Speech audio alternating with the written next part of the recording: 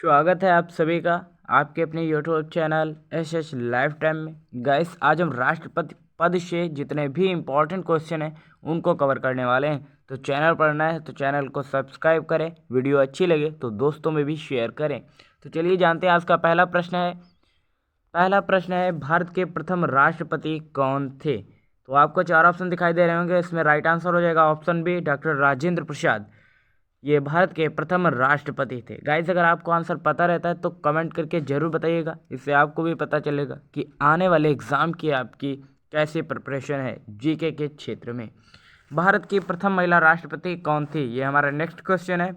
आपको चार ऑप्शन दिखाई दे रहे होंगे। इसका राइट आंसर हो जाएगा ऑप्शन सी, प्रतिभा सिंह पाटिल। भारत की पहली महिला राष्ट्रपति हैं। ठीक है, पहली महिला राष्ट्रपति हैं ऑप्शन सी, प्रतिभा सिंह पाटिल। ठीक है, उसके बाद नेक्स्ट क्वेश्चन है भारत में राष्ट्रपति बनने के लिए न्यूनतम आयु कितनी होनी चाहिए। तो बच्चों इसका राइट आंसर हो जाएगा ऑप्शन सी, 30 साल आपकी न्यूनतम आयु होनी चाहिए, 30 वर्ष। ठीक है, कितना, 30 वर्ष, 30 ईयर।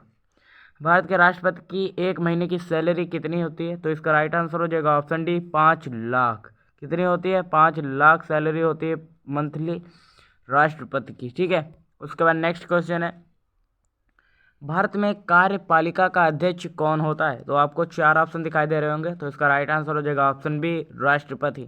भारत में कार्यपालिका का अध्यक्ष प्रेसिडेंट होता है, राष्ट्रपति होता है। ठीक है, संघ की कार्यपालिका शक्ति निहित होती है, किसमें निहित होती है, तो राष्ट्रपति में निहित होती है। तो ऑप्शन बी यहाँ पर भी राइट आंसर हो जाएगा।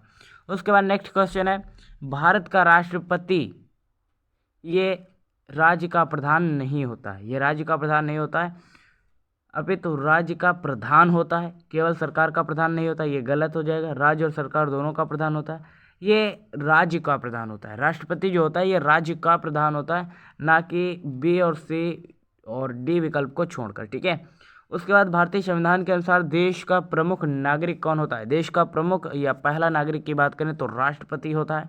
तो ऑप्शन ए इसका राइट आंसर हो जाएगा। उसके बाद नेक्स्ट क्वेश्चन है भारतीय संविधान के अनुसार देश की तीनों सेनाओं का कमांडर कौन होता है। तो राष्ट्रपति यहाँ भी इसका राइट आंसर हो जाएगा ऑप्शन सी, राष्ट्रपति तीनों सेनाओं का सुप्रीम कमांडर होता है। उसके बाद नेक्स्ट क्वेश्चन है भारत का राष्ट्रपति होता है, ये ऑप्शन बी इसका राइट आंसर हो जाएगा, राज्य का संवैधानिक अध्यक्ष होता है राष्ट्रपति। राज्य का संवैधानिक अध्यक्ष कौन होता है, राष्ट्रपति। ठीक है, तो यहाँ पर भी इसका राइट आंसर ऑप्शन बी हो जाएगा। तो उसके बाद हम बात करते हैं भारत में सबसे कम उम्र के प्रधानमंत्री कौन बने थे। तो नीलम संजीव रेड्डी इसका राइट आंसर हो जाएगा ऑप्शन बी, नीलम संजीव रेड्डी। ठीक है, ये भारत में सबसे कम उम्र के प्रधानमंत्री थे। ठीक है, नीलम संजीव रेड्डी 64 वर्ष की आयु में भारत के सबसे कम उम्र के प्रधानमंत्री बने थे। ये प्रधानमंत्री की जगह मेरे ख्याल से शायद राष्ट्रपति होगा। ठीक है, इसलिए मैं भी यहाँ पर कंफ्यूज हूँ, इसको बाद में देखकर बताते हैं आपको। ठीक है, भारतीय सशस्त्र सेनाओं का सर्वोच्च कमांडर कौन होता है। तो भारतीय सशस्त्र सेनाओं का सर्वोच्च कमांडर राष्ट्रपति होता है, और यहाँ पर ऑप्शन बी इसका राइट आंसर हो जाएगा। उसके बाद नेक्स्ट क्वेश्चन को देखते हैं एक व्यक्ति राष्ट्रपति पद के लिए अधिकतम कितनी बार लड़ सकता है। तो ऑप्शन डी इसका हो जाएगा कि कोई सीमा तय नहीं है। ठीक है, राष्ट्रपति पद के लिए आप जितनी बार भी लड़ सकते हैं, जितनी बार आपको टिकट मिलता है आप उतनी बार लड़ सकते हैं। ठीक है, उसके बाद नेक्स्ट क्वेश्चन है राष्ट्रपति का निर्वाचन किस प्रकार होता है। तो देखिए, राष्ट्रपति का जो निर्वाचन है यह अप्रत्यक्ष रूप से होता है। ठीक है, तो इसका ऑप्शन बी इसका राइट आंसर हो जाएगा। ठीक है, एकल संक्रमणीय और गुप्त अप्रत्यक्ष चुनाव होता है राष्ट्रपति का। राष्ट्रपति पद निर्वाचन हेतु कौन सी पद्धति अपनाई जाती है। तो ऑप्शन डी जो है समानुपातिक प्रतिनिधित्व एवं एकल संक्रमणीय मत पद्धति, इसके द्वारा राष्ट्रपति का निर्वाचन होता है इस पद्धति से। ठीक है, तो ऑप्शन डी इसका यहाँ पर राइट आंसर हो जाएगा।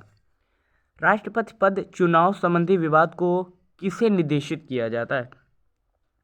तो ऑप्शन डी इसका राइट आंसर हो जाएगा, उच्चतम न्यायालय को निर्देशित किया जाता है। किसको, उच्चतम न्यायालय को। ठीक है, इंपॉर्टेंट है क्वेश्चन, अक्सर एग्जाम में पूछा गया है ये। तो वहीं हम आपको बता दें भारत के चौथे राष्ट्रपति कौन थे। तो वीवी गिरी इसका राइट आंसर हो जाएगा ऑप्शन ए। वीवी गिरी जो थे ये भारत के चौथे नंबर के राष्ट्रपति थे, ये चौथे नंबर पर बने थे। ठीक है, वहीं आपको बताएं निम्नलिखित में से कौन से राष्ट्रपति पूर्व केंद्रीय गृह मंत्री थे? तो ज्ञानी जैल सिंह, यानी ऑप्शन बी यहाँ पर भी राइट आंसर हो जाएगा। ज्ञानी जैल सिंह ये राष्ट्रपति पद के पूर्व केंद्रीय गृह मंत्री भी थे। ठीक है, तो ज्ञानी जैल सिंह इसका राइट आंसर हो जाएगा। तो वहीं हम आपको बता दें निम्नलिखित में से कौन सा भारत के राष्ट्रपति निर्वाचित होने से पूर्व उपराष्ट्रपति कौन थे? तो ज्ञानी जैल सिंह यहाँ पर भी इसका राइट आंसर हो जाएगा ऑप्शन डी। ठीक है, कौन राष्ट्रपति चुने जाने वाले प्रथम गैर कांग्रेसी उम्मीदवार थे?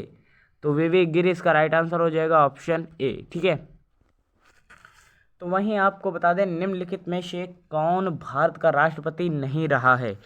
तो ऑप्शन डी आपको देखकर ही पता चल गया होगा कि सी राजगोपालाचारी ये भारत के राष्ट्रपति नहीं रह चुके हैं। इस पद पर इन्होंने कार्य नहीं किया है। भारत में किसके चुनाव में आनुपातिक प्रतिनिधित्व चुनाव प्रणाली को अपनाया जाता है? तो राष्ट्रपति के चुनाव में इस प्रणाली को अपनाया जाता है, आनुपातिक प्रतिनिधित्व चुनाव प्रणाली को। ठीक है, तो राष्ट्रपति के चुनाव में इसे अपनाया जाता है। तो इसका राइट आंसर क्या हो जाएगा? राष्ट्रपति। ठीक है, ये इंपॉर्टेंट है, अक्सर एग्जाम में पूछ लिया जाता है। तो यहाँ आपको बता दें राष्ट्रपति पद के उम्मीदवारों को चुनाव प्रचार हेतु कितना समय मिलता है? तो लगभग 2 सप्ताह चुनाव प्रचार के लिए मिलता है। ठीक है, और उसके बाद आदर्श आचार संहिता को लागू कर दिया जाता है। तो वहीं नेक्स्ट है कि इसके द्वारा राष्ट्रपति को उसके पद से हटाया जा सकता है? तो संसद के द्वारा राष्ट्रपति को उसके पद से हटाया भी जा सकता है। ठीक है, तो संसद द्वारा यह संभव भी है कार्य। ठीक है, तो वहीं आपको बता दें संविधान के उल्लंघन के लिए राष्ट्रपति के विरुद्ध अभियोग कार्यवाही किसमें शुरू की जा सकती है? देखिए क्वेश्चन क्या पूछा जा रहा है कि संविधान के उल्लंघन के लिए राष्ट्रपति के विरुद्ध अभियोग कार्यवाही किसमें शुरू की जा सकती है? ठीक है, तो इस क्वेश्चन को अच्छे से समझना होगा तभी आप आंसर दे पाएंगे। तो ऑप्शन सी इसका राइट आंसर हो जाएगा कि संसद के किसी भी सदन में। ठीक है, संसद के किसी भी सदन में आप संविधान के उल्लंघन के लिए राष्ट्रपति के विरुद्ध जो अभियोग कार्रवाई है वो शुरू कर सकते हैं। ठीक है, संसद के किसी भी सदन में आप इस कार्रवाई को शुरू कर सकते हैं, आरंभ कर सकते हैं। ठीक है, तो ऑप्शन सी यहाँ पर इसका राइट आंसर हो जाएगा। तो वही आपको बताएं कि राष्ट्रपति पर महाभियोग किस आधार पर लगाया जा सकता है? तो ये संविधान के अतिक्रमण करने पर, ठीक है, कर सकते हैं आप। तो यहाँ पर इसका ऑप्शन भी राइट आंसर हो जाएगा 26 का। ठीक है, उसके बाद सेकंड क्वेश्चन है राष्ट्रपति पर महाभियोग की प्रक्रिया किस देश में संविधान से ली गई है? तो अमेरिका के संविधान से ये जो महाभियोग की प्रक्रिया है राष्ट्रपति पर लगाने की, ये अमेरिका से ली गई है और जिसकी राजधानी है वाशिंगटन DC। ठीक है, कोई इसकी मुद्रा बताएगा कमेंट करके? Washington DC। ठीक है, तो वहीं आपको बताएं भारतीय राष्ट्रपति को किस परिस्थिति में अपने पद से त्यागपत्र देना पड़ता है? तो महाभियोग लगने पर अपने पद से इस्तीफा देना पड़ता है। ऑप्शन है इसका राइट आंसर हो जाएगा। एंड नेक्स्ट क्वेश्चन है कार्यकाल पूर्ण होने से पहले राष्ट्रपति को कौन कौन उनके पद से हटा सकता है? तो संसद द्वारा महाभियोग लगाकर उसे हटाया जा सकता है, अन्यथा की स्थिति में नहीं हटाया जा सकता। एंड लास्ट वन क्वेश्चन है राष्ट्रपति कौन पद और गोपनीयता की शपथ दिलाता है? राष्ट्रपति को कौन वह व्यक्ति होता है जो गोपनीयता की शपथ दिलाता है? तो भारत का मुख्य न्यायाधीश राष्ट्रपति को शपथ दिलाता है। ठीक है, गोपनीयता की शपथ जिसे कहते हैं। तो गाइस आज के लिए इतना ही, मिलते हैं नेक्स्ट वीडियो में। तब तक के लिए जय हिंद, नमस्कार। देखते रहिए SS लाइफ टाइम।